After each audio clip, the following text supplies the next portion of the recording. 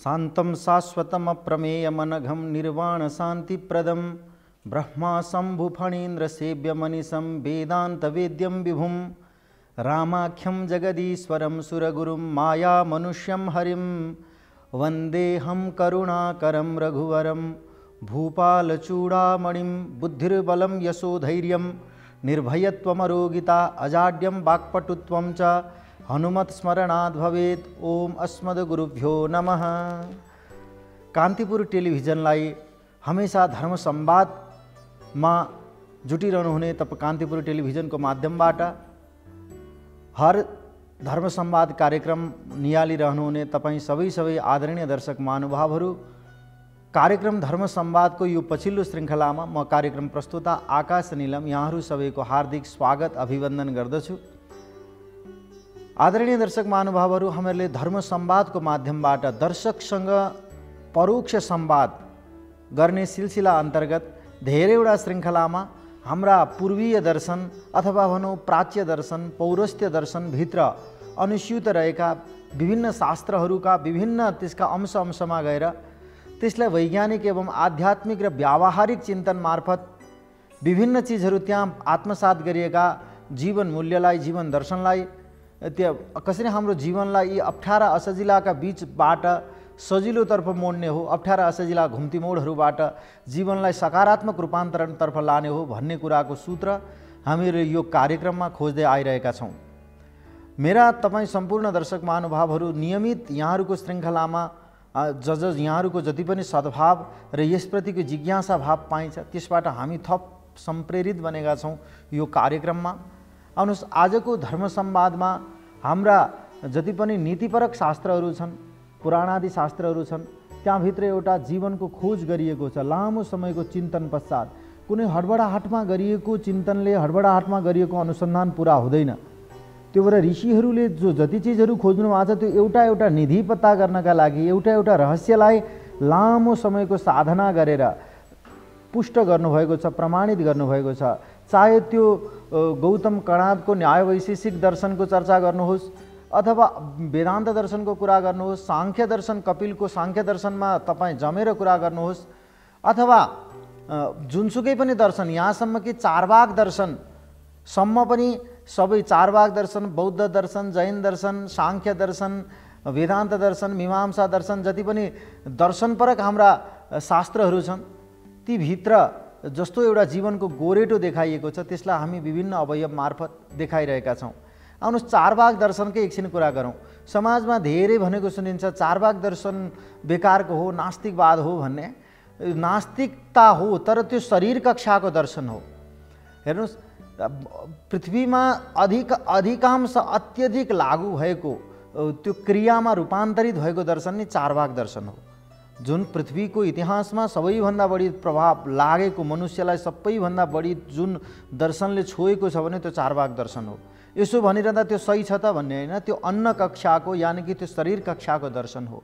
चारवाकले जुन बताउनु भयो कि यावत जीवेत सुखम जीवेत ऋणम कृत्वा घृतम पिबेत भस्मीभूतस्य देहस्य पुनरागमनम कुतः। जति बाँच्छौ त्यो आनन्दले बाँच, यावत जीवेत जति बाँच्छौ सुखम जीवेत आनन्दपूर्वक बाँच। किन तनाव लिइरहेका छौ, अनेक थरी तिमीले विचारणाहरू लिएर साह्रै धेरै दुःखको एउटा पहाड बनाएर तिमी किन त्यहाँ माथि गइरहेका छौ? त्यो झन्झाटहरूबाट हट। यावत सुखम जीवेत ऋणम कृत्वा घृतम पिबेत, ऋण गरेर भए पनि तिमी घिउ खाऊ, यानि कि तिमी आनन्द ल्याऊ। यो भस्मीभूतस्य देहस्य पुनरागमनम कुतः, यो शरीरको फेरि आगमन हुँदैन। त्यो कुरामा कहाँ सत्यता छ त? यो जुन डढेको शरीर हो त्यही शरीर फेरि आउँदैन, अर्को शरीर आउन सक्छ। मैले चारवाक दर्शन भलिभाँति सही भन्ने मेरो तात्पर्य होइन दर्शक महानुभावहरू, तर पृथ्वीको पार्थिव अवस्थामा यो शारीरिक कक्षाको पहिलो दर्शन, पहिलो हामीलाई आवश्यक पर्ने अन्नमय कक्षाको दर्शन चारवाक दर्शन नै हो। त्यसपछि बौद्ध दर्शन अनि बुद्धिको कक्षा, मनभन्दा माथि जसरी बुद्धि हुन्छ त्यो बुद्धिको कक्षामा अनि बौद्ध दर्शन सुरु हुन्छ। त्यो जति पनि चिजहरू छ, अन्नम ब्रह्म वालाको जुन कक्षा हो, पञ्चकोशभित्रको त्यो अन्न ब्रह्म भन्ने त्यो अवस्थाको त्यो शरीर प्रधान चिन्तन भएको दर्शन नै चारवाक दर्शन हो। उसले अर्थोक देख्दैन, शरीरले के देख्छ? शरीरलाई भोक लागेको थाहा हुन्छ, प्यास लागेको थाहा हुन्छ, निद्राको अनुभूति हुन्छ, क्रोध हुन्छ, आवेग हुन्छ, उत्तेजना हुन्छ, उद्वेग हुन्छ। यो शरीरको धर्म हो। शरीरको धर्मिताभित्र रहेर प्रतिपादित छ चारवाक दर्शन। त्यो कुनै निन्दनीय दर्शन होइन।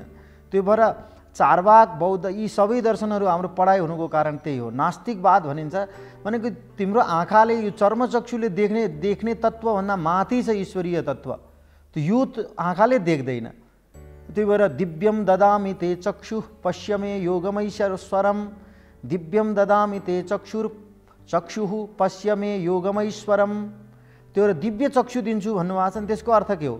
चारवाक दर्शनमा यो शरीरको यो तन्तुहरूले, शरीरका यी अवयवहरूले, यी हस्तपादादि यी चिन्हहरूले ईश्वरीय तत्त्वलाई अनुसन्धान गर्न सक्छ, मन्दिरमा दर्शन गर्न सक्छ, तर त्यो बोधगम्य, अनुभूतिगम्य त्यो बुद्धि तत्त्वमा, आत्मतत्त्वमा हुनसक्छ। यो चर्मचक्षु ग्राह्य चिजहरू होइन त्यो भन्ने अर्थमा चारवाक दर्शन।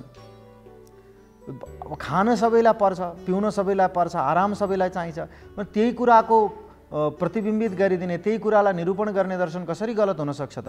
त्यसको फेरि कार्यक्रम धर्म संवादमा चारवाक दर्शनको त्यसको प्रशंसा, चारवाक दर्शन नै स्वीकार्य हो भन्ने अर्थ होइन। त्यो पहिलो कक्षा हो। जस्तो प्रकारले तपाईँ पहिलो सिँढी चढ्दै हुनुहुन्छ माथि भने पहिलो सिँढीमै पहिलो पाउ राख्नुहुन्छ। तपाईँले एकैचोटि 3-4वटा सिँढी माथि पाउ राख्न खोज्नुभयो भने तपाईँको टाङ, तपाईँको गोडा बिग्रिन्छ, गडबड हुन्छ, सन्तुलन बिग्रिन्छ गतिको। त्यस्तै गरी पहिलो कक्षा चारवाकको कक्षा, यानि कि शरीरको कक्षा, यानि कि अन्नमय कक्षा हो। दोस्रो कक्षा भगवान गौतम बुद्धद्वारा, तथागत बुद्धद्वारा प्रतिपादित एउटा बौद्ध दर्शन, त्यो बुद्धिको कक्षा। मनभन्दा माथि बुद्धि हुन्छ। अगर कुनै चिजले मनलाई नियन्त्रण गर्न सक्छ भने इन्द्रियहरूको राजा मन हो। भगवान कृष्णले भगवत गीताको विभूति योगमा के भन्छ? इन्द्रियाणां मनस्सास्मि भूतानाम् अस्मि चेतना। इन्द्रियहरूको मध्यमा मन हुँ र प्राणीहरू मध्यमा चेतना हुँ। प्राणीहरूको चित्तमा रहने जुन चेतना शक्ति हो त्यो म हुँ भन्नुभयो। त्यो मन मजबुत छ, मन तपाईँको बसमा हतपति आइहाल्दैन। त्यो मनलाई नियन्त्रित गर्न सक्छ अगर कुनै चिजले भने मनभन्दा माथि रहेको कक्षा, त्यो भनेको शरीरका अवयवहरूको सञ्चालन मनले गर्दछ। मनलाई नियन्त्रण गर्न मनभन्दा माथि रहेको बुद्धि कक्षाले गर्दछ। त्यो बौद्ध दर्शन हो। एवं रीतले जैन दर्शन आचारको क्षेत्रमा बडो प्रसिद्ध छ, आचारमा दृढ छ। सांख्य दर्शन, यी सम्पूर्ण दर्शनहरू हुँदै हुँदै अन्तिममा वेदान्त दर्शन, वेदान्त तत्त्वमा निरूपण गरेर त्यो मोक्षको दिशालाई जीवले एउटा साधकले अवलम्बन गर्ने चिज हो। वस्तुहरूप्रति बडो निरपेक्ष भाव साधकको हुन जरुरी छ। कुनै पनि पदार्थलाई अपेक्षामा होइन, निरपेक्ष भावमा ग्रहण गर्दछ। यानि कि साधकले भोजन गर्दैन भन्दा साधकले भोजन त गर्छ भाइ। भोजन नगरी कसरी रहन्छ त? होला अरूले जति नगर्ला, तर साधना कक्षामा उसले केही कुछ भोजन गर्छ, फल खाला, केही गर्ला, सन्तुलित भोजन गर्दछ। त्यो भोजनमा ऊ लिप्त छैन भनेको। संसारका सबै चिज हेर्छ, यी बाटाघाटा। एउटा साधक भन्नु न, एउटा योगीजन भन्नुहोस्। अहिले बाँचिरहेको कुनै योगीजन, अहिले वर्तमान कालमा जो देखिरहेको कोही योगीजन, एउटा तपस्वीजन हिँडिरहेछ भने यी बाटाहरू उसले देख्दैन त? बाटोहरू देख्छ, गाडी देख्दैन, गाडी देख्छ, फुल देख्छ, बगैँचा देख्छ, मानिसहरूको यातायात आगमन देख्छ, सबै सौन्दर्य देख्दछ, तर त्यसमा अनुलिप्त छैन, त्यसमा आसक्त छैन। तपस्या भनेको त्यही चिज हो। भइरहेको पदार्थमा आसक्ति भाव नगर्नु नै तपस्या हो। जे चिज तपाईँलाई आवश्यक छ, तपाईँको कण्ठ शोषण भयो, घाँटी सुकिरहेको छ, पानी पिउनु, पानीमा तपाईँ आसक्त होइन। तपाईँलाई केही चिजको अपेक्षा छ, भोक लागिरहेछ, भोजन लिनुहोस्, भोजनमा आसक्ति होइन। आसक्ति रहित निरासक्त भावमा गरिने चिन्तन नै तपस्या हो। त्यसको निरूपण हाम्रो शास्त्रहरूमा छ। त्यसको अर्थ शास्त्रमा सबै चिजहरूको केवल वैराग्य, भक्ति, ज्ञान यसको मात्रै चर्चा गरिन्छ, यो बुढिस कालमा अपेक्षित हुने कुरा हो भन्ने त्यस्तो छैन। स्वयं महर्षि विश्वामित्रले रामजीलाई बताउनुहुन्छ कि धनम सञ्चय काकुत्स्थ नान्यत किञ्चित धनम बिना अन्तरम नैव पश्यामि अधनस्य मृतस्य च। यो भने हे राम, तिमी धनार्जन गर।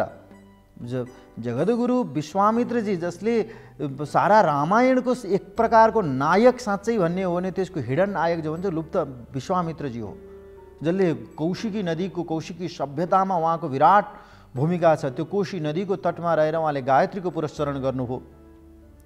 सारा चिजहरू भगवान राम लक्ष्मणलाई उहाँले लगेर अस्त्र विद्याहरू सिकाउनु भयो। त्यो सबै चिजको रामायणभित्रको एउटा जबरजस्त पात्रको रूपमा महर्षि विश्वामित्रलाई लिने गर्दछौँ। उहाँले बताउनु भयो कि धनम सञ्चय काकुस्थ, हे ककुत्थ वंशी राम, तिमी धनको सञ्चय गर, किनभने नान्यत किञ्चित धनम बिना, धन बिना अर्को जैविक अस्तित्व पृथ्वीमा तिमी मनुष्य बनेर आएका छौ भने अरू जनावरको लागि आवश्यक छैन पैसा, अरू जनावरको लागि भोजन पानी एउटा घाम छायाको सन्तुलन मिल्यो भने पुग्छ, तर मनुष्यको आवश्यक छ धन। त्यो शास्त्रले कहाँनिर धनलाई निन्दा गरेकै छैन, तिमी धनको सञ्चय गर राम, तर याद राख त्यो धन चाहिँ न्यायार्जित हुनुपर्छ। र आशीर्वाद भनिन्छ श्री दशरथको जस्तो न्यायार्जित सम्पत्ति होस् भन्ने अर्थ छ नि त्यहाँ। त्यस्तै गरी न्यायार्जनबाट न्यायपूर्वक रीतिपूर्वक तिम्रो मिहिनेत जोडिएको धन हो, त्यो अरूबाट आएको चिज नहोस् भन्ने कुरा त्यहाँ बताइएको छ। के त्यसमा दोस्रो पङ्क्ति बडो विशिष्ट छ, महत्त्वपूर्ण छ, बताउनु भएको छ कि अन्तरम नैव पश्यामि अधनस्य मृतस्य च। यदि व्यावहारिक चेतनाले हेर्ने हो भने, व्यावहारिक दृष्टिबिन्दुबाट मूल्याङ्कन गर्ने हो भने मृत व्यक्तिको निष्प्राण व्यक्तिको र गरिब व्यक्तिको एउटै मूल्याङ्कन छ समाजमा। यो नरमाइलो एउटा तितो वास्तविकता हो। त्यो भएर निर्धन व्यक्ति पल पलमा मरिरहेछ भन्ने अर्थ हो, उसले शास्ता फेरेको छ तर मरिरहेछ। त्यो भएर तिमीले न्यायार्जित सम्पत्ति कमाउन आवश्यक छ। वेदमा हेर्नुहोस् अरू त्यो के वेदमा बता धनम अग्निर धनम इन्द्रो धनम सूर्यो धनम इन्द्रो बृहस्पति वैनतेयो सोमम पिबतु वृत्रः धनम अग्निर धनम वायुर धनम सूर्यो धनम वसुः।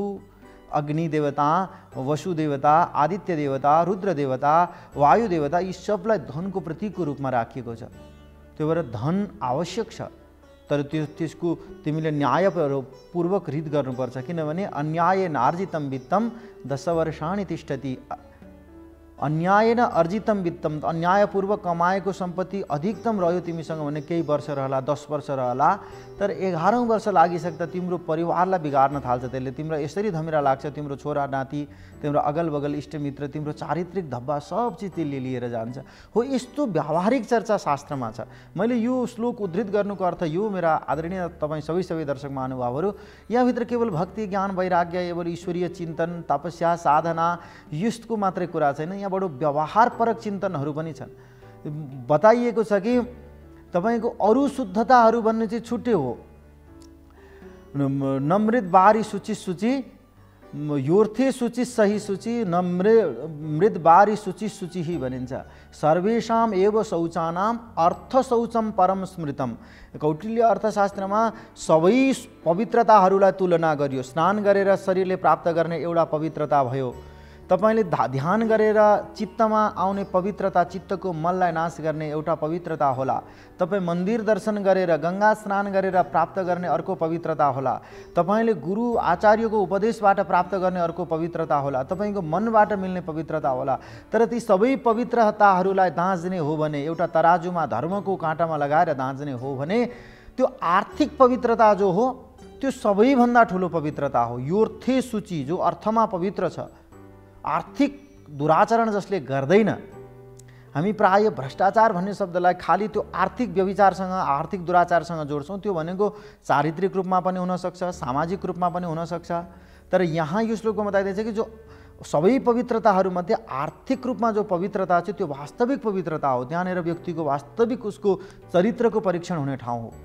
किनभने मान्छेले बाहिर त जस्तो पनि बोलिदिन्छ, टेलिभिजन पर्दामा आएर बोल्नु पर्यो भने अथवा भाषणबाजीमा ठुला भद्र कार्यक्रमहरूमा सबैले राम्रो भाषण गर्दछ, सबैले राम्रो कुरा गर्दछ, राम्रो प्रवचन गर्दछ, तर ऊ चारित्रिक रूपमा ऊ कस्तो छ त भन्नको लागि जो आर्थिक रूपमा पवित्र छ, जसलाई त्यसको अनियमितता देखिँदैन, विचलन धर्मिता देखिँदैन, त्यो नै वास्तविक पवित्र हो।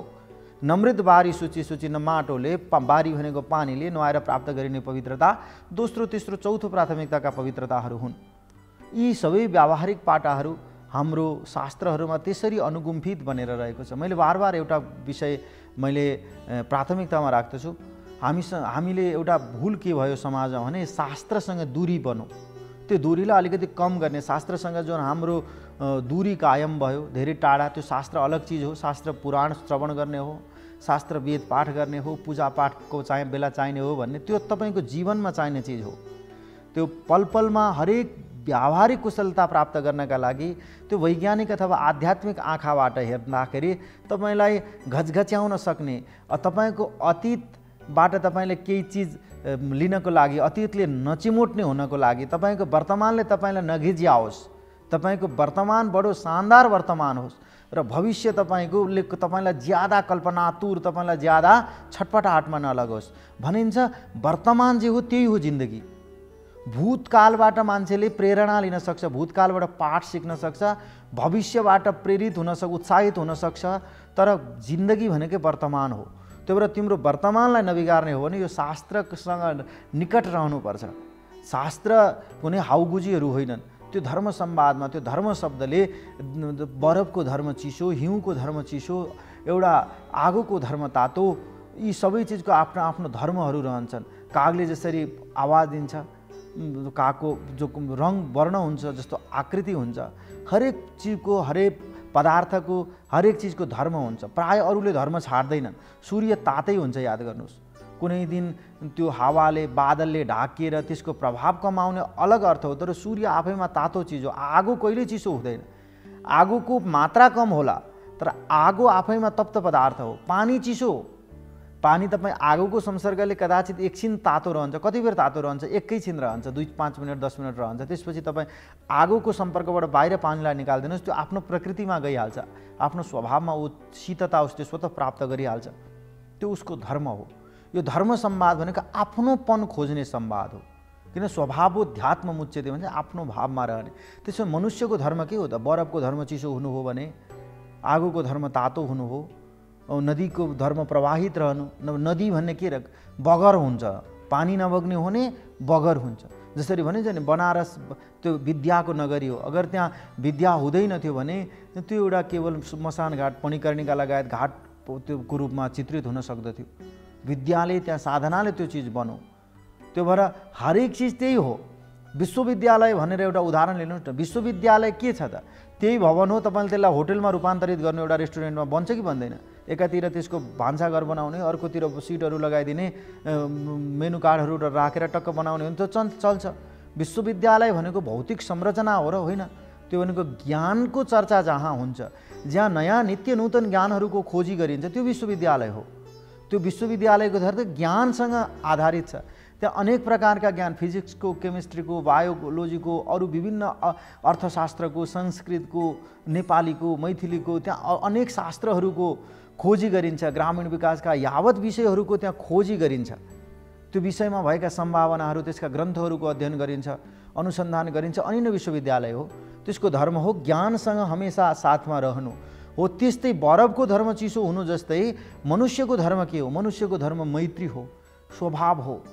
मनुष्यको धर्म क्षमाशीलता हो, गुणधर्मिता हो, शुचिता हो, लगायत यी चिजहरू जति पनि चिज छन्, दया, दान, यी चिजहरू मनुष्यका, रिजुता, सरलता, यी सब चिजहरू मनुष्यका आफ्ना निजी सम्पत्तिहरू, निजी निधिहरू हुन्। पृथिव्यां त्रीणि रत्नानि जलमन्नं सुभाषितं मूढैः पाषाणखण्डेषु रत्नसंज्ञा विधीयते। यो मनुष्यका धर्म हो। पृथ्वी यहाँ रहेर उसले के गर्दछ? एउटा दयालु हुनु, कारुणिक हुनु मनुष्यको धर्म हो। अरू पर दुःखेषु दुःखानुभूति, अरूको दुःखमा बराबर समदूरीको दुःखको अनुभूति गर्नु, अरूको सुखमा समदूरीको सुखको अनुभूति गर्नु, अरूको जितमा आफूले पनि जितको अनुभव गर्न सक्नु, त्यो हो मनुष्यको धर्म। भनिन्छ मनुष्य मध्य अवस्था हो। मनुष्य के हो? मध्यमा अवस्था हो। कि दैवी कक्षा कि राक्षसी कक्षा, बीचमा मनुष्य छ। मनुष्यसँग दुवै थरी चिन्तन छ। मनुष्यसँग राक्षसी प्रवृत्ति पनि छ। सबै चिज आफै इकट्ठा गरौँ भन्ने लालचवाला, क्रोधवाला, ईर्ष्यावाला, डाहावाला, भोकवाला, अतिशय महत्वाकांक्षावाला जो यो मनुष्यको एउटा राक्षसी प्रवृत्ति, र अर्को दया, दान, मैत्री, क्षमाशीलता, यी लगायतका गुणहरू जति पनि छन्, कारुणिकता, यी मनुष्यका दैवी गुणहरू। यो बीचमा सङ्गम बिन्दुमा मनुष्य छ। बीचमा रहनुको फाइदा पनि छ। त्यो तटस्थ रहन, बीचमा रहनेले एउटा भनाइ छ, नखरु न च भूयसा मृदुः पवमानः पृथिवी रुहानिव सपुरस्कृत मध्यम क्रमो नमया मास नृपान अनुद्धरन। राजा रघुको प्रसङ्गमा महाकवि कालिदासले सम्भवतः 8औं सर्गमा वर्णन गर्नुहुन्छ कि त्यहाँ बताउनुहुन्छ मनुष्यले मध्यम अवस्थाबाट हिँड्नुपर्छ, मध्यमार्गी भएर। नख जस्तो प्रकारले अत्यन्तै खर धेरै उग्र पनि हुनु हुँदैन। मनुष्य ज्यादा उग्र भयो भने उसँग सम्पर्क गर्न, उसँग सान्निध्य, उसको नजिक आउँदैनन् मान्छे, उसका साथीभाइ धेरै बन्दैनन्। अरे एकैछिनमा लाल पिरो भइहाल्छ, कराइहाल्छ, जङ्गिन्छ, त्यस्तोसँग को साथी बन्छ त? त्यो भएर उग्र स्वभाव भएको मान्छेसँग त्यति धेरै मित्रता हुँदैन, उसँग दूरी बन्छ। मान्छे उसलाई टेरे पनि डराएर टेर्छ भने त डराएर गरेको काम कहाँबाट राम्रो हुन्छ? त्यो त जो स्नेहले गरिन्छ त्यो मात्रै राम्रो हुन्छ। त्यो भएर नखरु ज्यादा उग्रता मनुष्यको स्वभाव होइन। न च भूय सामृत, ज्यादै नरम हुने पनि मनुष्यको धर्म, ज्यादा नरमले पनि तपाईँलाई हानि गर्छ। जस्तो प्रकारले यहाँ हावाको उदाहरण दिनुभएको छ महाकवि कालिदासले। एकदम उग्र चलेको हावा छ भने त्यो चैते हुन्डरी हुन्छ नि, शिशिरमा चल्छ नि जुन हावा, शिशिर ऋतुमा त्यो उग्र चलो हावा ज्यादै चल्यो भने त्यसले रुखहरू लडाइदिन्छ, जस्ता पाता झारिदिन्छ, माथि राखेका सब चिजहरू बढारिदिन्छ, धुलो उडाएर लिएर आउँछ, क्षत विक्षेप गरिदिन्छ समाजलाई, घरहरूलाई, संरचनाहरूलाई बिगारिदिन्छ त्यो हावाले, ज्यादा उग्र हावाले। र चल्दै चलेन भने साह्रै मन्द भयो भने हावा हपहप हुन्छ, गर्मी हुन्छ, मनुष्यलाई उसले मनुष्यलाई श्वास प्रश्वासमै समस्या आउँछ। प्राणी जगत साह्रै व्यथितिमा जान्छ यदि हावा साह्रै मन्द चल्यो भने। त्यो भएर जसरी मध्यम हावा जसरी काम लाग्छ, मध्यम हावाले जसरी तपाईँ हामीलाई ठिक्कको गोरेटो दिन्छ, त्यसै गरी जीवनमा पनि मध्यमावस्था जो रहन्छ त्यो आनन्दको अवस्था हो। त्यो भएर मनुष्य मध्यम अवस्थामा रहन्छ। मनुष्य न देवता न राक्षस, बीचको मनुष्य अवस्था जो हो त्यो चाहिँ खास हाम्रो चिज हो, हाम्रो पुँजी हो। यी चिन्तनहरू शास्त्रमा छ। मनुष्यको परीक्षा कतिखेर हुन्छ? तपाईँ ढोङ र आडम्बरको दरमियानभन्दा माथि उठाएर एउटा वास्तविक, एउटा प्राकृतिक जीवन दिलाउन शास्त्रहरू लालायित छन्, शास्त्रहरू त्यसमा प्रेरित छन्, त्यसका लागि कटिबद्ध छन् शास्त्रहरू। जस्तो कि तपाईँलाई ढोङ र आडम्बरको दरमियानभन्दा ज्यादा औपचारिकताभन्दा अनौपचारिक लवजमा तपाईँको ज्यादा ढोङ्गी खालको पाखण्डी प्रकृतिको कृत्रिम चिजभन्दा प्राकृतिक चिजतर्फ ढल्काउने यी शास्त्रहरू हुन्। मनुष्यले एकैछिन कोही डक्टरको लुगा लगाएर, कोही वैद्य चिकित्सकको कपडा लगाएर त्यही बेसमा उभिँदाखेरि परको मान्छे झुक्किन सक्छ। उस्तै छन्। एउटा डक्टर त्यो आधुनिक जुन चिकित्सा शास्त्र हो, मेडिकल साइन्समा अब्बल मान्छे, त्यो राम्रो अध्ययन गरेको डक्टर, अनुभवी डक्टर, र अर्को चाहिँ केही न केही पढ्दै नपढेको मान्छे, तर त्यही एउटै ड्रेसअप गरियो, एउटै कपडा लगाइयो दुवैजनालाई एउटै पोसाकमा, मान्छे झुक्किन्छ। तर जब अपरेसन थिएटरमा जान्छ, जब चिकित्सा गर्नुपर्ने हुन्छ, त्यतिखेर त डक्टर नै हो, त्यो केही न केहीको ग्वाचे मान्छे ग्वाचे नै हो। त्यो भएर एउटा प्रसिद्ध नीति वचन छ, काकः कृष्ण पिकः कृष्ण को भेदः पिक काकयो हो प्राप्ते वसन्त समये काकः काक पिकः पिकः। आदरणीय दर्शक महानुभावहरू, मैले अहिले भर्खरै बताएको श्लोकको अर्थ यो हो कि काग पनि कालो छ र कोइली पनि कालो छ। काक कृष्ण, कृष्ण भनेको कालो, यहाँ भगवान कृष्णको अर्थमा होइन, कालो रङको अर्थमा आएको। कृष्णजीमा पनि त्यो श्यामल वर्ण भएको भएर त्यो प्रसिद्ध बन्यो कर्षण गर्ने अर्थमा। तर यहाँको यो श्लोकमा आएको कृष्णको अर्थ कालो। काग पनि कालो छ, कोइली पनि कालो छ। सूरज परबाट हेर्दा उस्तै जस्तो देखिन्छ अलिकति। ती दुईटामा झुक्किन पनि सक्छ मान्छे। तर वसन्त समय प्राप्ते, वसन्त ऋतु आएपछि जब शिशिरले उजाडेका यी सबै वृक्ष बाग बगैँचाहरू सफा रहन थाल्छ, नयाँ पालुवा आउँछ, हेमन्तको जाडो र शिशिरको त्यो उजाडपन, शिशिरको हावाले सबै नङ्ग्याएका रुखहरूमा जब पालुवा लाग्न लाग्छन् वसन्तहरूमा, अनि एउटा वृक्षमा बसेर कोइलीले मिठो आवाज दिन थाल्छ। काग हमेसा कर्कश आवाजमा कराइ नै रहन्छ, फोहोर खान्छ र कराउँछ। त्यो दुईटा देख्दा उस्तै भए पनि, काला भए पनि त्यो गुणात्मक भिन्नता छ तिनीहरूमा। त्यो काग हजारौँ प्रयासले पनि कोइली बन्न सक्दैन, उसको जुन गुण छ, जुन उसको आकृति छ त्यो हट्दैन। त्यो भएर दुईटा उस्तै देखियो भनेर त्यही हुँदैन। वास्तविक परीक्षा जसरी वसन्त ऋतुमा हुन्छ काग र कोइलीको, त्यस्तै गरी हाँस पनि सेतो छ र बकुल्ला पनि सेतो छ। तर हंसलाई शास्त्रमा, त्यो हंस भनिन्छ हाँसलाई, त्यो हंसलाई शास्त्रमा शुद्ध जीवको रूपमा चर्चा गरिन्छ। शुद्ध जीवको रूपमा हंसलाई, हंस श्वेत हो, त्यो सेतो हुन्छ। बक श्वेत, बक भन्ने संस्कृतमा बकुल्लु, बकुल्लु पनि त्यो क्रेन पनि सेतो हुन्छ। त्यो दुइटै सेतो भए तापनि, देख्दाखेरि उस्तै देखिए तापनि तिनीहरूमा बडो गुणात्मक भिन्नता छ, स्तरको भिन्नता छ, स्वभावको भिन्नता छ, भोजनको भिन्नता छ, रुचिको भिन्नता छ, समाजलाई दिने चिजको भिन्नता छ, पर्यावरणको दृष्टिले भिन्नता छ, सारा चिज भिन्नता छ। कसरी? हंस शुद्ध जीव हो, किरा फट्याङ्ग्रा खाँदैन, शुद्ध त्यो पालुवाहरू खान्छ, फलफुलहरू खान्छ। त्यो हंसले, बकुल्लाले किरा फट्याङ्ग्रा खान्छ, हिलोमा बस्छ। हंस हिलोमा बस्ने सफा मानसरोवरमा बस्छ। मानसरोवर निवासी हंस र हिलोमा बस्ने माछाहरूलाई अत्यन्तै, अब स्वभावमा हेर्नु हंस दयालु हुन्छ, मान्छे सुतिरहेछ भने उसले गएर माथिबाट ढाकिदिन्छ, वातावरणलाई सहज बनाउँछ। बकुल्लु स्वभावमा क्रूर हुन्छ, उसले माछालाई यसो ध्यान गरे जस्तो गरेर टिपेर लगेर ठुलो ठुलो ढुङ्गाहरूमा शिलाहरूमा बजारेर निपटेर अत्यन्तै क्रूरतापूर्वक भक्षण गर्दछ, खान्छ।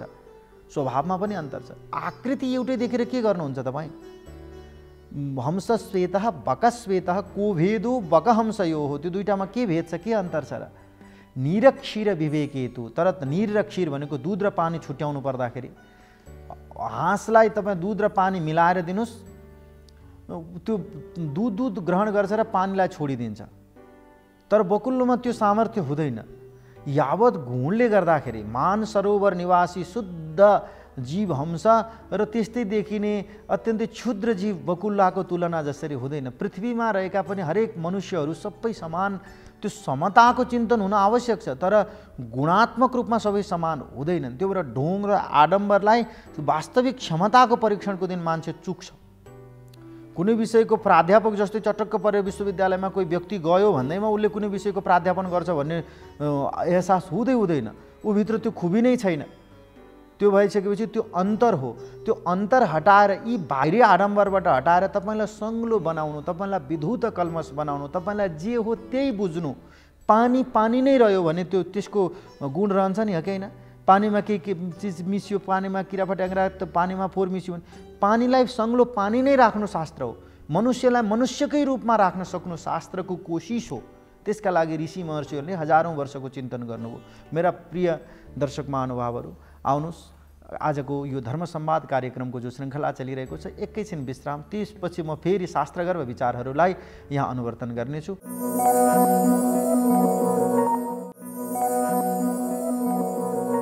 मेरा आदरणीय दर्शक महानुभावहरू, यहाँहरूले धर्मभित्र विज्ञान, धर्मभित्र अध्यात्म, फेरि अर्को कुरा अध्यात्म नै विज्ञान हो, धर्म नै विज्ञान हो, त्यो अलग चिज हो भन्ने होइन। धर्म नै विज्ञान हो, अध्यात्म नै विज्ञान हो, त्यसलाई व्यवहार नै विज्ञान हो, व्यवहार पनि विज्ञान हो। हेर्नुहोस् त, व्यवहार विज्ञान कसरी हो?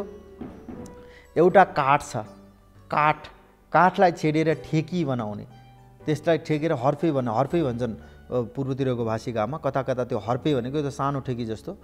त्यहाँभित्र दुध लगाउने, त्यसलाई दही बनाउने, त्यसलाई मथ्ने, नौनी घिउ निकाल्ने, मोही अलग गर्ने, दही अलग, यो खालको जुन चिन्तन हो त्यो व्यवहार विज्ञान हो कि होइन? हाम्रो पुर्खाहरूले त्यो व्यावहारिक कुशलता ल्याएका छन् कि छैन? एउटा मान्छे पढे लेखेको, डबल डिग्री गरेको, पिएचडी नै गरेको पनि आधुनिक विषयको कोही व्यक्तिलाई रु काटेर ठेकी बना भन्दा बनाउँछ त? हलो बना भन्दा बनाउँछ? त्यो व्यवहार विज्ञान छ नि त। त्यो व्यवहार पनि एउटा विज्ञान हो। पत्ताबाट टपरा दोना बनाएर खान मान्छेले जानो, यी भएका मुलाहरूलाई, सागहरूलाई लगाएर अचार बनाएर सिन्की गुन्द्रुक यो बनाएर खान, त्यहाँ विज्ञान छ कि छैन? त्यहाँ कला आवश्यक छ कि छैन? कति चिज छ मनुष्य निर्मित चिजहरू। यी शास्त्र भनेको मैले अध्यात्म विज्ञान हो, धर्म विज्ञान हो, त्यसपछि व्यवहार पनि विज्ञान हो, व्यावहारिक कुशलता सिकाउने। अघि मैले बताइरहेको थिएँ दुईवटा श्लोक, जो नीति श्लोक जानेर मनुष्यलाई आडम्बरभन्दा माथि उठाउनको लागि, बनावटीपनभन्दा माथि उठाउनको लागि तपाईँ एक्लै जे गर्नुहुन्छ, तपाईँ हजारौँको भिडमा पनि त्यही निर्भीक भएर गर्न सक्नुहुन्छ। त्यहाँनिर तपाईँको पन देखिन्छ। मनुष्यले एकान्तमा रहँदा एक्लै जे काम गर्न सक्दछ, हजारौँको भिडमा पनि निर्भीकताको साथ त्यो काम गर्न सक्दछ भने, निरपेक्ष भाव राख्न सक्दछ भने, तटस्थ चिन्तन राख्न सक्दछ भने त्यो शास्त्रको प्रभाव हो। त्यो त्यहाँनिर शास्त्र आवश्यक छ। त्यस्तो बन्नका लागि सज्जन र दुर्जनको अन्तर के छ? सज्जनले मनले एउटा कुरा सोच्छ, मुखले पनि त्यही बोल्छ र काममा पनि त्यही गर्छ। मनस्येकं वचस्येकं कर्मण्येकं महात्मनां, मनस्यन्यद वचस्यन्यद कर्मण्यन्यद दुरात्मनां। मनस्येकं, मनमा पनि एउटै कुरा छ, वचसी एकम, बोलीमा पनि त्यही कुरा छ, मनमा जे छ बाहिर पनि त्यही भन्छ। त्यसपछि कर्मण्येकम काम पनि एउटै गर्दछ, त्यो महात्मा नाम, त्यो महात्माहरूको स्वभाव हो। तर मनस्यन्यत मनमा अर्कै, वचस्यन्यत बोलीमा अर्कै र कर्मण्यन्यत काममा अर्कै, यी तीन अलग अलग हुनु चाहिँ दुरात्मा नाम असज्जनहरूको लक्षण हो। यिनीहरूको फरक पर्छ। हेर्नुहोस्, असज्जनको बारेमा असज्जन कसरी चिन्ने? अकारणाविष्कृत वैरदारुणात् असज्जनात् कस्य भयं न जायते विषम महाहेरिव यस्य दुर्वचः सुदुस्सहम सन्निहितम सदा मुखे। जो क्षुद्र कटु वचन बोल्दछ, बोलीमा मिठास छैन नि, जसको जो व्यक्तिको बोलीमा, व्यवहारमा, उसका हाउभाउमा, कटाक्षमा, उसका गतिविधिहरूमा पवित्रता देखिँदैन, पारदर्शिता देखिँदैन, त्यो असज्जन हो।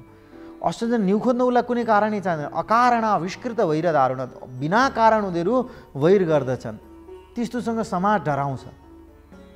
जस्तो विषम महाहेरिव यस्य दुर्वचः, जस्तो प्रकारले जहरिलो सर्पको मुखमै विष रहिरहेको हुन्छ, त्यो ठ्वाक्क ठोक्ने बित्तिकै विष ट्रान्सफर भएर स्थानान्तरित भएर अर्कोतिर जान्छ तपाईँको। त्यो असज्जनको चिजबाट त्यसको विषलाई हटाएर त्यसलाई निर्विष बनाउने, यानि कि मनुष्यका विष भनेको उसका सर्पको विष आवश्यक छ, उसको धर्म हो त्यो।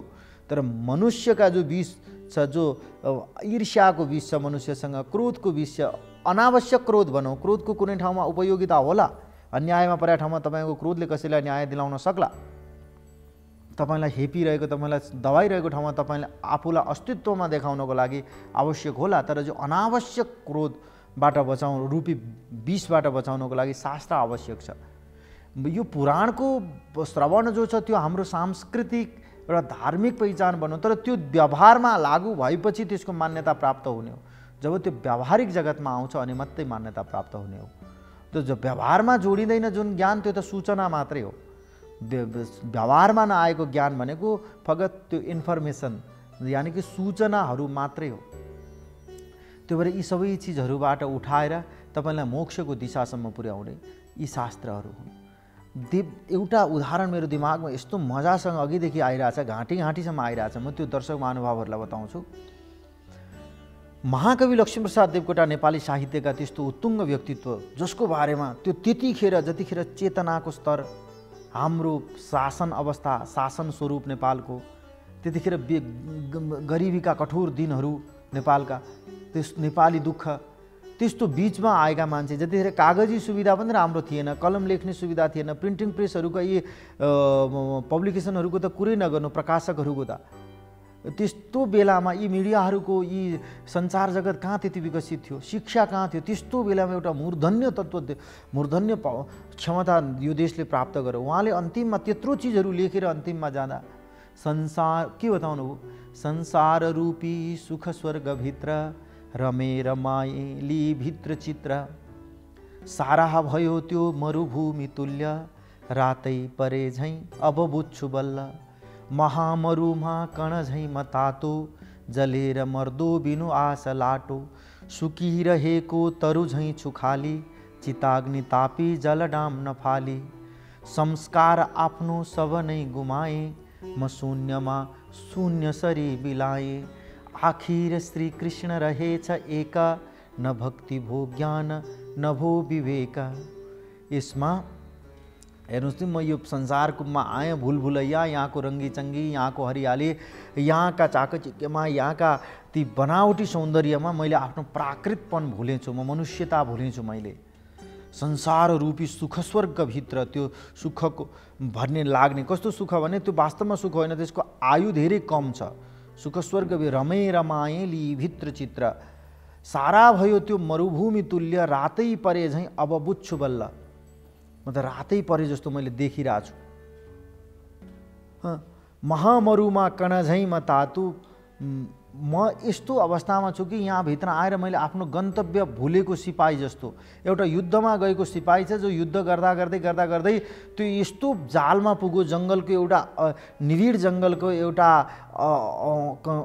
कण्टकमा पुग्यो, त्यो एउटा विचित्रको निर्जन स्थानमा त्यो पुग्यो, जहाँनिरबाट अब कताबाट कुन बाटो आफ्नो त्यो सैन्य तथा कहाँ पुगिरहेछ ऊ विचलित भयो। आफ्नो गण कहाँ हो, आफू जानुपर्ने बेलुका कहाँ हो त्यो पनि बिर्सियो। त्यस्तो जसरी युद्धमा हराएको सिपाहीको जस्तो अवस्था हुन्छ, पृथ्वीको मनुष्य आज त्यसरी घुमिरहेको छ, यहाँभित्र हराइरहेको छ, आफ्नो गन्तव्यलाई भुलेर रहिरहेको छ। जसरी एउटा उदाहरण ल्याउँ, एउटा भमरा छ, त्यो भमरा के गर्छ, फुलमा जान्छ, फुलमा गएर मधुपान गर्छ, त्यहाँ फुलबाट रसपान गर्छ। रसपान गर्नुसम्म भमराको गल्ती छैन, तर जब त्यो रसपान गर्दा गर्दै सूर्यको अस्ताचलमा जाने बित्तिकै, भगवान सूर्य अस्ताउने बित्तिकै त्यो कमलको पुष्पमा जहाँ भमरो बसेको छ त्यो कमलको पुष्प बन्द हुन्छ। बन्द भइसकेपछि त्यो अघिको जुन आलोक देखिरहेको थियो, अघिको जुन उज्यालो प्रकाश देखिरहेको थियो, अघि जुन आकाशको नीलिमा देखिरहेको थियो, सूर्यको जुन अरुणिमा देखिरहेको थियो, अघि जुन धरतीको जो हरितिमा देखिरहेको थियो, त्यो चिज अहिले देख्न छोडो उसले। त्यो न हरितिमा, न अरुणिमा, न कालीमा, न नीलिमा, केही देख्न छोडो। त्यो आकाशको नीलिमा पनि देखेको छैन। केही नदेखिसकेपछि त्यो जसरी विलाप गर्न लाग्छ, अरे राम राम, त्यो भमराले सोच्न लाग्छ म कहाँ आएँ। रात्रि गमिष्यति भविष्यति सुप्रभातम, भास्वान उदेश्यति हसिष्यति पंकजश्री, इत्थम विचिन्तयति कोशगते द्विरेफे, हा हन्त हन्त नलिनीम गज उज्जहार। अझै यो बडो तानमा गाउँदाखेरि यो श्लोकले यस्तो जीवन दर्शन दिएको छ। त्यो भमरा फुलभित्र बाँधिएको, कमलको पुष्पमा बद्ध भएको, सूर्यास्त भइसकेपछि निष्पट्ट अन्धकारमा रहेको भमराले भोलि रात्रि गमिष्यति, यो रात जानेछ। जसरी दिन गयो त्यसै गरी रात पनि जानेछ। समयको गतिलाई कसैले रोक्न सक्दैन। त्यो भएर रात जानेछ। रात्रि गमिष्यति, गमिष्यति मतलब जानेछ। भविष्यति सुप्रभातम, बिहानको मिरमिरे बेला यस्तो क्रान्तिकारी रूपान्तरणका साथ, एउटा सूर्यको चमकदार रविकिरणका साथ बिहानी सूर्योदय हुनेछ। सूर्योदयको प्रभाव कहाँ पर्नेछ? पृथ्वीका हरेक चिजमा पर्नेछ। मनुष्यलाई सूर्योदयको अलग प्रभाव पर्न सक्दछ, चरालाई सूर्योदयको अलग प्रभाव पर्न सक्दछ, फूललाई सूर्योदयको अलग प्रभाव पर्न सक्दछ, नदीलाई सूर्योदयको अलग प्रभाव पर्न सक्दछ। तर सूर्यको उदयले प्राणी जगतमा एउटा यस्तो आशालाई, यस्तो उत्साहलाई, यति उमङ्गलाई सञ्चारित गर्दछ। त्यो चैतन्य मिवाष्ण रश्मि भन्ने एउटा कालिदासको वचन छ। लोकेन चैतन्य मिवोष्ण रश्मि, सूर्य सुत्दाखेरि जगत पनि निदाउँछ, जगत पनि निदाउँछ, निधायतुल्य हुन्छ। सूर्यको उदय सँगसँगै सारा चिजहरू रहन्छन्। त्यसको प्रकृतिका हरेक पदार्थमा त्यसको प्रभाव पर्दछ। त्यो सूर्य उदाउनेछ। भमराले यो श्लोक बताइरहेछ कि भ्रमराष्टकमा आदिगुरु शङ्कराचार्यको 8वटा श्लोक मध्येको एउटा श्लोक बडो प्रसिद्ध छ। त्यसमा जीवन दर्शन प्रतिबिम्बित छ, निरूपित छ, प्रतिपादित छ, सिद्धान्तित छ। त्यहाँ बताउँदै हुनुहुन्छ कि रात्रि गमिष्यति, यो रात जानेछ, सूर्योदय हुनेछ। सूर्योदयपछि यो कमल खिल्नेछ। मलाई जुन कमलको पुष्पमा जो बाँधिएको छु, म जसरी बसेको छु नि, त्यो कमल पुष्प खिल्नेछ। हसिष्यति पंकजस्त्री, कमलको फूल हाँस्नेछ, यानि कि विकसित हुनेछ। त्यसपछि म त्यहाँबाट निक्लिएर जानेछु। यस्तो सोच्दै हुन्छ भमरो। सोचेर के गर्नु? त्यो तलाउमा फुलेको फुल हो, त्यहाँ डरलाग्दो जङ्गल छ, त्यहाँबाट हात्ती आयो। राति नै हात्ती आयो, राति लम्किँदै लम्किँदै गजगाम्भीर्यका साथ जो आयो, आएर ठ्याप्पै त्यो कमलको पुष्पलाई उठायो, त्यो सरोवरको पानी पियो, कमलको पुष्प उठाएर सुनले उठाएर लातीले किल्चिएर त्यो कमल र भ्रमर दुइटैलाई समाप्त पारिदियो। कमलको डाँट खायो, त्यो भ्रमर पनि सिद्धियो, कमल पनि सिद्धियो। संसार त्यही हो, मनुष्य जीव त्यही हो। यी साहित्यहरू त मानवीकरण गरेर हेर्नुपर्छ। मनुष्यको आवश्यकतामा संसारमा आयो, यहीँको भुलभुलैया, यहीँको रङ्गीचङ्गीमा रमायो। ज्यादा मान्छे ज्यादा तिलस्मी बनेर, तिलस्मी कल्पना गरेर, ज्यादा मान्छे मनोरञ्जन परक भएर, ज्यादा चाहिने भन्दा बढी मान्छे उत्तेजनालाई लिएर आवेगमा आएर, अनि मान्छेले आफू हुनु भुल्छ। तिमी को हौ भन्ने चिज शास्त्रले सम्झाइदिने हो, यी शास्त्रहरूले। त्यो भएर जसरी भमरोले कालको वेगलाई थाहा पाएन, समयको वेगलाई, त्यो समयको वेगलाई तिमी हर काम समयमा गर। यथा समयमा गरियो भने त्यसको सौन्दर्य हुन्छ। मङ्सिरमा पाकेको धान, ऊ त्यो धान भित्राउने बेला हो। असार जेठ असारमा पानी पर्छ, असार साउन भदौमा पानी पर्दछ, जेठ असारमा गर्मी हुन्छ। वसन्त ऋतुमा न ज्यादा गर्मी न ज्यादा ठन्डी, मध्यमा अवस्था, बडो आनन्दको अवस्था रहन्छ। यी चिजमा यथावत रहन सक्नु नै धर्म हो। त्यसमा आएको ब्यालेन्स हो भन्छ, सन्तुलन नगुमाउनु नै धर्म हो। सन्तुलन नगुमाउनु। न तपाईँको भिड में अकेला, अकेले में मेला अकेले में मेला भीड़ में अकेला। तपाईँ एक्लै हुँदा पनि मेलाको यानि कि आनन्दको अनुभव गरिरहनु भएको छ।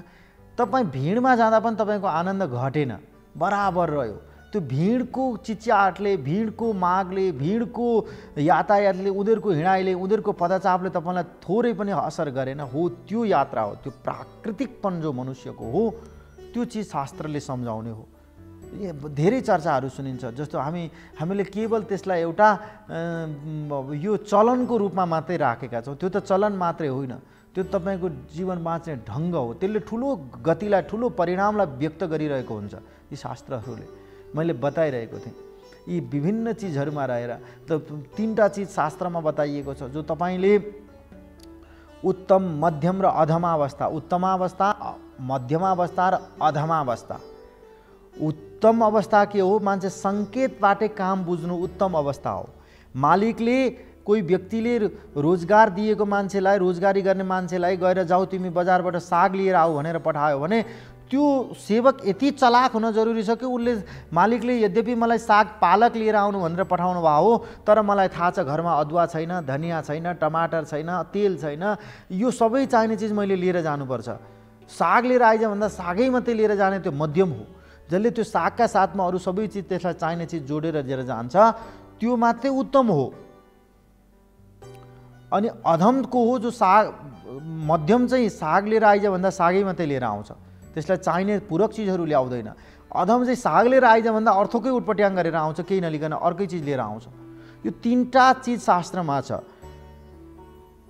जस्तो कार्ये कर्मणि निर्वृत्ते यो बहुन्यपि साधयेत् पूर्व कार्या विरोधेन सकार्यम कर्तुमर्हति। कार्ये कर्मणि निर्वृत्ते यो बहुन्यपि साधयेत्। कार्य कर्मणि भन्ने गर्नुपर्ने काम निवृत्ति पुरा भइसकेपछि, यो बहुन्यपि साधयेत् यानि कि साग ल्याउनु पर्ने ठाउँमा साग लिइसकेपछि, यो बहुन्यपि तत्सम्बन्धी अरू कामहरू पनि जसले गर्न सक्दछ त्यो उत्तम हो। त्यो मनुष्यले सङ्केत बुझ्छ, पशुले त बुझ्छ, पशुले पनि बुझ्छ सङ्केत, बुझ्छ कि बुझ्दैन? हयास नागास वहन्ति चोदिता परिङ्गित ज्ञान फलाहि बुद्धयः। चेष्टा बुझ्नु नि मनुष्य हुनु हो, चेष्टा बुझ्नु नि मनुष्य हुनु हो। हयास नागास वहन्ति बोधिता परिङ्गित ज्ञान फलाहि बुद्धयः। जस्तो प्रकारले उदीरितोर्थ पशुनापि गृह्यते, उदीरितार्थ पशुनापि गृह्यते। भनेको कुरा, बताएको कुरा त पशुले पनि गर्छ। मनुष्य भनेकै त्यो सङ्केत बुझेर, आवश्यकता बुझेर रहन सक्ने। अब कोरोना आयो भनेपछि कोरोनाबाट मान्छेले कत्रो बढी ज्ञान लिनु पर्छ। आफू सफा रहनका लागि, आफू ज्यादा अनावश्यक सम्पर्कमा रहनुबाट, फोहोर चिजहरूबाट, अनावश्यक भक्षण गर्नबाट, जुन चिज जोडेर लिन मिल्दैन त्यस्ता चिजहरूबाट, आहारमा कति चिजको शिक्षा त्यो सङ्केत गरेर गयो कोरोना। मान्छेलाई कति झकझक्याएर प्रकृतिको दोहन नगर, जीवका पर्यावरणको, पृथ्वी, जल, तेज, वायु, आकाशको यो 5 भौतिक जुन पर्यावरण छ, जो वातावरण छ, त्यसलाई मलिन नगर मान्छे भनेर ठुलो सन्देश दिएर गयो, ठुलो धक्का दिएर सन्देश बुझाएर गयो उसले कि त्यो बुझ्नु मनुष्यता हो। उदीरितर्थ बताएको कुरा त, भनेको कुरा त पशुले पनि गर्छ। घरमा पालेको कुनै कुकुरले, कुनै गाईले सङ्केत बुझ्छ, भनेको कुरा बुझ्छ, तर सङ्केतबाट एउटाबाट धेरै बुझ्ने। जसरी जानकीलाई भेटाएर मात्रै आऊ भन्नुभएको थियो भगवान् रामले हनुमानजीलाई। माता जानकी घर आएकी छिन्, कसले लगाएको छ, रावण, दुरात्मा रावणले हरण गरेको छ, पत्ता लगाएर आऊ कहाँ छिन्, कस्तो छिन्।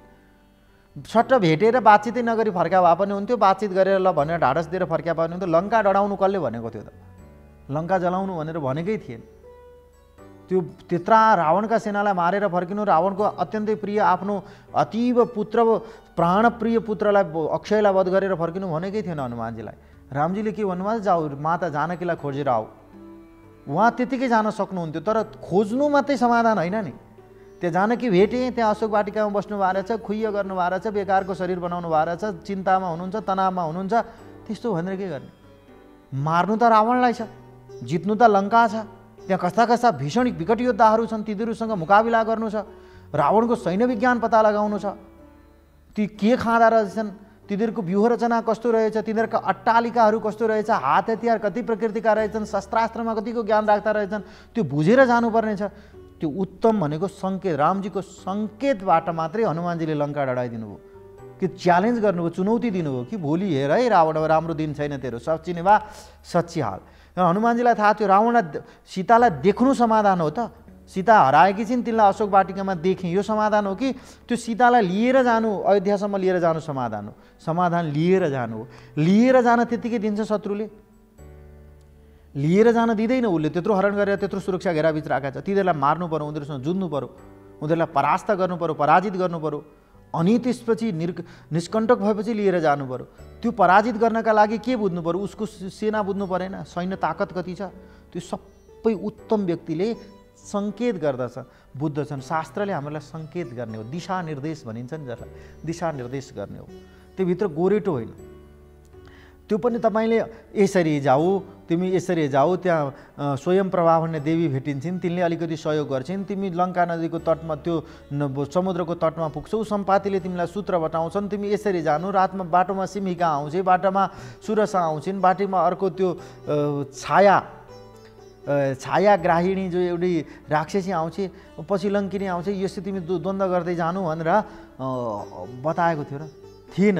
जाऊ मात्रै भन्ने हो, त्यो सङ्केत मात्रै गर्ने हो। यहाँबाट छोराछोरीलाई तपाईँले पुरै यसरी जाऊ, यसरी किन, यो शब्दमा भन भन्ने होइन, सङ्केत गर्ने हो। उनीहरूले आफै ट्याकल गर्न, आफै जुझ्न, आफै त्यहाँभित्रका अप्ठ्यारी र असजिला हैरानीसँग जुझ्नका लागि आफै सिक्नुपर्छ। स्वयं प्रभा आफै स्वयंमा नउठे मनुष्य मानिन्न सत्ता त्यसको अवश्य, आफै उठ्ने हो। त्यसको लागि सङ्केत शास्त्रहरूले गर्दछन्। ती सङ्केतहरूको चर्चा हामीहरूले यहाँ हरेक बिहिबार, शनिबार र अन्य विभिन्न दिनमा हप्तामा 2-3 पटक यो अलग अलग पात्रबाट प्रभावित हुने गर्दछ, सञ्चारित हुने गर्दछ यो हाम्रो धर्म संवाद कार्यक्रम। यही कार्यक्रममा उठान गरेका हामीहरूले कहिले वेदलाई लिएर वेदभित्र रहेको जीव विज्ञानको बारेमा, वेदभित्र कस्तो कस्तो जीवन मूल्यलाई बताइएको छ, वेदको भाषिक सौन्दर्यको बारेमा, वेदकालीन वैदिक युगको बारेमा, त्यहाँभित्र भएका अन्न औषध लतापताको बारेमा, पर्यावरणको बारेमा, वेदमा कृषिको बारेमा, यिनीहरू प्रवचनका यी माध्यमहरू हुन सक्छन्। रामायण कालमा, महाभारत कालका युद्ध कलालाई लिएर यी एउटा प्रवचनका विषय कहिले हाम्रो बन्ने गर्दछन्, कहिले नीतिशास्त्रमा आधारित भएर यो नैतिक मूल्य सिकाउनका लागि यी हाम्रा चिजहरू रहनेछन्। कदाचित उपनिषदमा आधारित भएर यो ईश्वरको जुन संरचना छ, ईश्वरको जुन सृष्टि छ, धर्मशास्त्रले यो ईश्वरकृत मान्दछ। यो सृष्टिलाई ईश्वरबाट बनेको हो, बनाउँदाखेरि बडो चलाखीले, बडो बुद्धिमत्तापूर्ण ढङ्गले बनाएको छ। हेर्नुहोस् त प्रकृतिमा कस्तो चिज गरेको छ ईश्वरले। सर्पलाई ज्यादा डर दिएको छ, डराएन सर्पले भने मान्छे टोकेर सक्छ, वाकल झुकल मात्रै टोक्छ उसले अप्ठ्यारो पर्दा। बाघ, भालु, सिंह जस्ता हिंस्रक जीवहरूलाई उसले निद्रा दिएको छ ज्यादा, त्यो भएर एउटा खाएर निदाउन सक्छन् उनीहरू, ज्यादा निदाउँछन्। मान्छेहरूमा विविधता दिएको छ, त्यो भएर संसार चल्छ। हेर्नुहोस्, भोजनमा विविधता, शयन उसको लवाई खवाईमा विविधता, भाषामा विविधता, रुचिमा विविधता, संस्कृतिमा विविधता, त्यो भएर प्रतिस्पर्धी भाव छ एउटा अर्कासँग, त्यो भएर संसार चल्छ। त्यो एउटा बडो रचनात्मक दृष्टिबिन्दु ईश्वरको बडो कडा छ। एउटा प्रसिद्ध कथा छ, जहाँनिर एकजना किसान, एकजना कृषक बडो तातो गर्मीमा एकदम हलो जोत्दा जोत्दै खेतको काम गर्दा गर्दै हप हप भएर पुरै गर्माहट भएर एकैछिन आएर एउटा सुपारी लगायतका रुखहरूको तल भुइँमा त्यो छायामा एकछिन सुत्छन्, एकछिन आराम गर्छन्। आराम गर्दै गएर यसो माथि हेर्छन्, सुपारी यत्रो यत्रो दाना देख्छन्। त्यही छेउमा त्यही खेतमा यत्र कुबिन्डा, लौका, फर्सी, काँक्रा यी देख्छन्। त्यसपछि उनले यो ईश्वरको त बुद्धि रहेन रहेछ यार, कस्तो हो यो ईश्वर, कसरी सृष्टि बनाएको यसले। त्यो सुपारीलाई यत्रो वर्ष लगाएर हुर्काउँछ, वर्षौँ दिनसम्म लगाएर हुर्काउँछ र अग्लो बनाउँछ, अनि यत्रो सानो फल लगाइदिएको छ। कुबिन्डुलाई, फर्सीलाई, यो खरबुजाहरू केही दिनमा, केही महिनामा, 2-4 महिनामा निक्लिन्छन्, यत्रा फल लगाइदिएको छ 10-15 किलोसम्म। कस्तो बुद्धि नभएको ईश्वर भनिरहेको थियो। त्यतिखेर संयोगवश हावा चलो, एउटा सुपारीको ताना खसेर त्यो मान्छेको टाउकामा डियाङ्गै लाग्यो। राम, ईश्वरको बुद्धि छ, हो बुद्धि छ ईश्वर। आज यो कुबिन्डो जत्रो, यो लौकी फर्सी जस्तो ठुलो चिजले माथिबाट आएर गम्रेङ्गै लाग्यो भए मेरो के हुन्थ्यो, टाउको फुट्थ्यो। त्यो भएर ईश्वरको बुद्धि छ, जो सानो फल्छ त्यसलाई माथि फलाउँछ, जो ठुलो फल्छ त्यसलाई भुइँमा फलाउँछ। त्यो ईश्वरको पर्यावरणीय चेत धेरै कडा छ। प्रकृतिको भन्नुहोस्, तपाईँलाई कसैलाई ईश्वरको वादसँग विश्वास छैन भने प्रकृति भन्नुहोस्, प्रकृतिले कसरी गर्छ त्यसैलाई धर्मको आँखाबाट हेर्नेलाई ईश्वरकृत भन्न सक्दछ। त्यो भएर यी दिव्य चिजहरूसँग, यी व्यावहारिक कुशलताहरूसँग जोडिएर यिनै चिजहरूसँग आधारित भएर हामीहरूले यहाँलाई पठाइरहेका छौँ। अगर त्यो ईश्वरको जस्तो प्रकारले हेर्नु, सर्पलाई निद्रा दिए, सर्पलाई डर, बाघभालुलाई निद्रा, मनुष्यलाई अनेकता दिएन। सबैले एउटै विषय पढ्यो भने के हुन्छ भन्नु? सबैले चिकित्सा शास्त्र मात्रै पढ्यो भने साहित्य कसले पढाउँछ? सबैले साहित्य मात्रै पढ्यो भने, सबैले नेपाली साहित्य मात्रै बुझ्यो भने अङ्ग्रेजी साहित्य कसले गर्छ? यी सबै चिज बुझ्नको लागि धर्मशास्त्रको, न्यायशास्त्रको, सबै क्षेत्रको व्यक्तिलाई रुचि अलग अलग लगाइदियो। त्यो भएर व्यक्तिले आफ्नो आफ्नो रुचि अनुसारको विषयको ग्रहण गर्दछ, आफ्नो आफ्नो रुचिको भोजन गर्दछ, आफ्नो आफ्नो रुचिको पहिरन गर्दछ। त्यो रुचिमा अनेकता जियो यो सृष्टि चक्र चल्दछ। शास्त्रहरू पनि धेरै छ, त्यो अनन्त शास्त्र छन्। पुराणै 18वटा छन्, वेद 4वटा छन्, देवताहरूको कल्पना हेर्नुहोस् कति धेरै छ। त्यो भएर यो अनेकता शास्त्रको सौन्दर्य हो, त्यहाँबाट व्यावहारिक कुशलता खोज्ने हो। आउनुहोस् मेरा आदरणीय दर्शक महानुभावहरू, यिनै सुन्दर प्रसङ्गहरूका साथ, केही शास्त्रगर्भ विचारहरूका साथ आजको धर्म संवाद कार्यक्रमलाई म प्रस्तुता आकाश नीलम टुङ्ग्याउन गइरहेको छु। र यहाँहरूसँग जो हिँड्दा मुलाकात बातचित हुँदाखेरि धर्म संवादसँग जोडिएर यहाँले जुन प्रश्न गरिरहनु भएको छ, टिप्पणी बक्सहरूमा, युट्युबमा, अन्य तन्त्रहरूमा, टेलिभिजनमा हेरेर जो यहाँहरूको प्रतिक्रिया आइरहेको छ, त्योबाट हामी उत्साहित छौँ र त्यसको निरन्तरता चाहन्छौँ। यहाँहरू सबैको भलाइ होस्। आजको यो श्रृङ्खला म यहीँ टुङ्ग्याउन गइरहेको छु। हस्, धन्यवाद। ओम सहना भवतु सहनौ भुनक्तु सह वीर्यङ्करवावहै तेजस्विनावधीतमस्तु मा विद्विषावहै। ओम शान्तिः शान्तिः शान्तिः। धन्यवाद।